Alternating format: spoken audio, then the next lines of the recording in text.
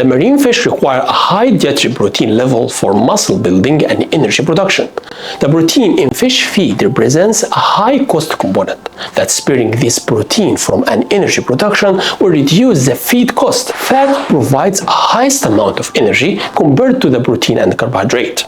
However, high fat in fish feed regularly leads to fat accumulation in the liver and in abdominal adipose tissues.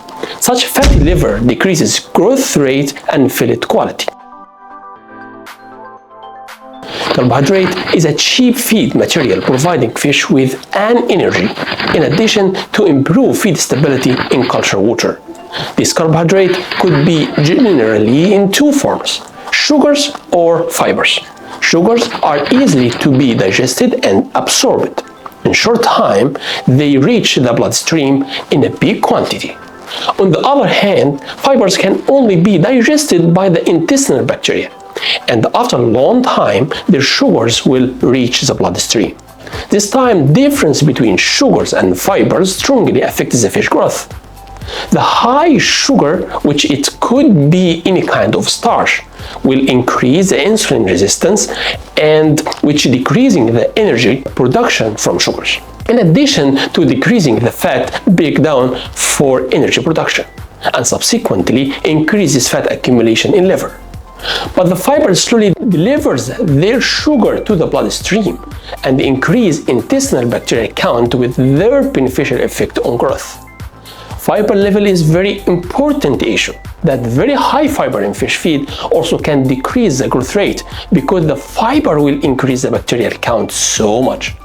And this bacteria will produce a chemical which decreases the fat breakdown to the energy. How that happens? Do you know the L-carnitine? It's a chemical which transfers the long fatty acid to the energy generator, which we call it the mitochondria. Thus, more carnitine we have, more energy comes from the mitochondria. In case we have much bacteria, because we have much fiber, those bacteria will compete with L-carnitine delivery to the bloodstream. Not only that, but also bacterial chemical reaches the liver and decrease bile acid production. Some feed material producers apply some modifications on these fibers, which could be grinding or enzymatic or fermentation treatments. That is okay, but please don't apply these treatments for all fiber quantity. We still need crude fiber in fish feed. With a moderate amount of fiber in fish feed, we provide and prevent high blood sugar, decrease the fat accumulation in liver, and increase the bacterial count in the intestine for better fish growth. It's also recommended to add bile acid as feed additives, not only to compensate the lack of bile acid caused by high fiber in fish feed, but also to increase the fat delivery to the bloodstream and fat breakdown in liver for better growth of our fish.